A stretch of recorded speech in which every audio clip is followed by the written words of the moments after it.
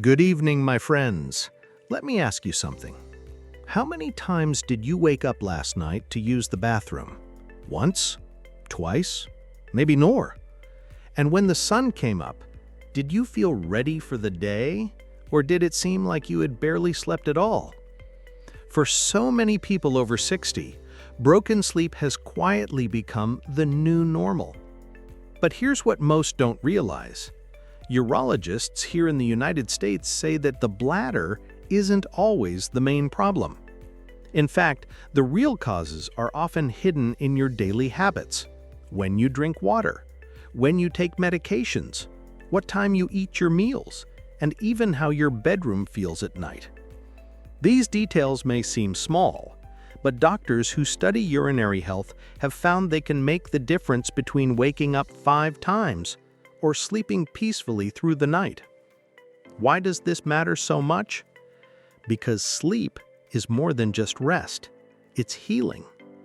A full night of uninterrupted sleep protects your memory, steadies your balance, sharpens your mood, and even helps lower your risk of heart disease and falls. Yet when sleep is broken again and again, it drains your energy and steals the joy from your days. The good news is that you are not powerless. Urologists now recommend a set of safe, practical strategies that address these root causes directly. These are not expensive devices or complicated routines. They are simple methods like structured hydration rules, meal timing, adjusting medication schedules, and creating a calming bedtime environment that can reduce nighttime bathroom trips dramatically. In the minutes ahead, we'll explore 6 of these urologists' suggested methods. Real seniors who once woke up 5 or 6 times a night have cut those interruptions down to just once, or sometimes none at all. Imagine what that would mean for you. Waking up refreshed, with more energy, clearer thinking, and more freedom to enjoy each day. So stay with me. Together, we'll uncover what's really behind those restless nights, and most importantly, the proven steps you can take starting today to reclaim the deep, peaceful sleep your body deserves. Method 1, the 2-4-6 hydration rule.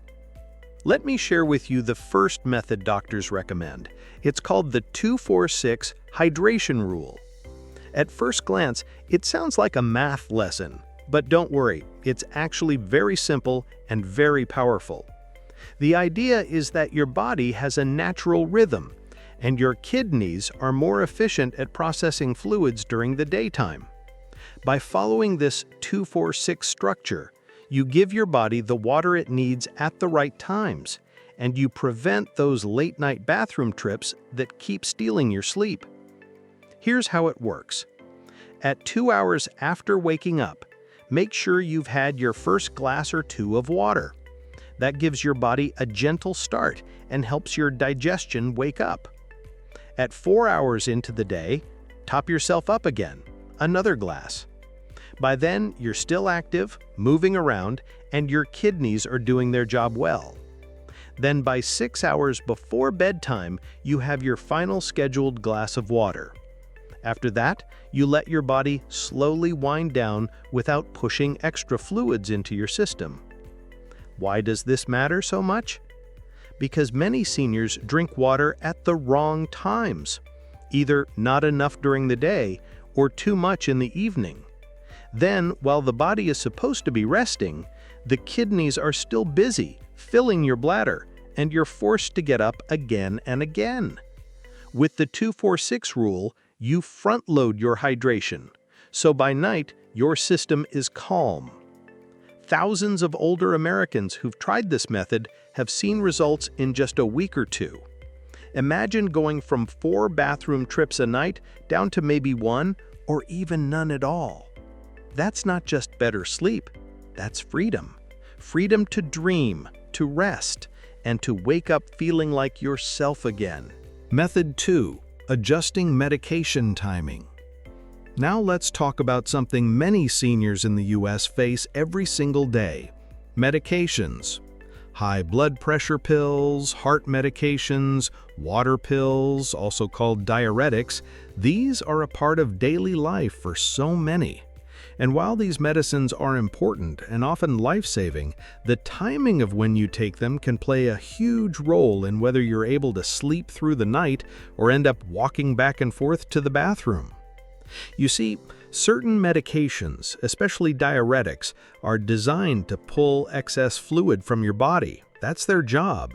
But if you take them later in the afternoon or in the evening, that fluid gets pushed into your bladder right when you're trying to rest. The result? Interrupted sleep, constant trips to the bathroom, and the frustration of lying awake at 2 a.m. wondering if you'll ever get back to sleep. Doctors now suggest that whenever possible, you shift these medications to the morning hours. By doing so, the medicine still works exactly as intended, but your body has all day to process and release those fluids while you're up and moving around. By the time bedtime arrives, your system is calmer, your bladder is lighter, and your chances of sleeping soundly increase dramatically. Of course, every person's health is different. That's why it's so important to talk to your doctor before making any changes. Simply ask, would it be safe for me to take this pill in the morning instead of later?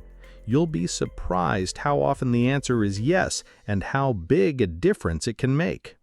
Seniors who have made this small adjustment often report cutting their nighttime bathroom trips in half. Imagine the relief, being able to sleep 4, 5, even 6 hours straight without interruption. It's a simple change, but for many it's life-changing. Method 3. Optimizing your bedroom environment. Sometimes the reason you're waking up at night isn't your bladder at all, it's your environment. Seniors are especially sensitive to temperature changes, and research shows that the sweet spot for restful sleep is between 68 degrees Fahrenheit and 72 degrees Fahrenheit. When your bedroom is too warm, your body struggles to cool itself down. Muscles, including the ones around your bladder, can become tense, making you feel like you need to use the bathroom even if your bladder isn't full. On the other hand, if the room is too cold, your body may shiver slightly, and that tension can also send false urgency signals. Think of your bedroom as your personal sleep sanctuary. Simple changes like adjusting the thermostat, using breathable cotton sheets, or placing a small fan near your bed can transform your nights. Even something as small as swapping heavy blankets for lighter, layered ones can help you fine-tune your comfort throughout the night. Lighting also plays a role. Too much light, even from a hallway or a blinking device, can cause your brain to stir from deeper sleep stages. And when you wake up halfway, your bladder signals feel stronger than they really are. A dim, cool, and calm environment tells your body it's time for full rest. Some seniors have found great success by adding a white noise machine or soft background sound. It masks small disturbances and keeps the body in a steadier rhythm, which means fewer unnecessary wake-ups. This point may sound simple compared to medication timing or hydration rules, but don't underestimate it. Many older adults who adjusted just their bedroom temperature saw a dramatic drop in nighttime bathroom trips, often without changing anything else. It's proof that sometimes small environmental tweaks unlock the biggest improvements. Method 4. Timing your meals to support better sleep. Another overlooked factor in nighttime bathroom trips is when you eat. Most of us think food only affects our stomach, but in reality, late meals can also overload your kidneys and bladder. Here's why. When you eat heavy or salty foods late in the evening, your body works overtime breaking them down. That process naturally produces more fluid, and often that extra fluid ends up in your bladder right when you're trying to sleep. Doctors recommend following a simple rule: no large meals within 3 hours of bedtime. That doesn't mean you need to go hungry, just plan your main dinner earlier. And if you truly need something later, keep it light. Think of a small piece of fruit, a slice of toast, or a few spoonfuls of yogurt instead of a full plate of food. Equally important is cutting back on salt-heavy snacks in the evening. Foods like chips, canned soups, or processed meats make your body retain water at first, then flush it out hours later. The result? You're wide awake at 1 a.m. making another trip to the bathroom. By choosing lighter, low-salt options, you ease the strain on both your kidneys and bladder. Some seniors who've shifted their dinner times report waking up 1 or 2 fewer times per night just from this one change. The improvement in sleep quality often surprises them. They say they feel lighter, more comfortable, and less bloated when they lie down. So think of meal timing not just as a digestive issue, but as part of your sleep hygiene. By finishing dinner earlier, you give your body the chance to process food and fluids while you're still awake and active, instead of forcing it to do extra work while you sleep. Method 5. The kitchen timer technique. The last method is something I like to call the kitchen timer technique. It may sound a little old-fashioned, but it works wonders. The idea is simple. You use a timer. Yes, even a basic kitchen timer or the alarm on your phone to schedule small amounts of water throughout the day instead of leaving it to chance. Why is this helpful? Many seniors either forget to drink water until they feel very thirsty, or they drink large amounts all at once, often in the evening. Both patterns overload the bladder. With a timer, you gently train yourself to sip at regular intervals, so your body stays hydrated evenly and your kidneys don't get pushed into overdrive at night. Here's how you can start. Set a timer for every 2 to 3 hours during the day. Each time it goes off, drink a small glass of water, about half a cup to a cup. Stop setting reminders about 6 hours before bedtime. This way, you've given your body the fluids it needs during active hours, and by the time night comes, your system has already processed them. Many seniors who've tried this say it gave them a new sense of control. Instead of water drinking being random, it became a gentle routine. And the payoff? Fewer interruptions at night, steadier energy in the day, and better overall confidence in their health. Think of it like training your body's hydration clock.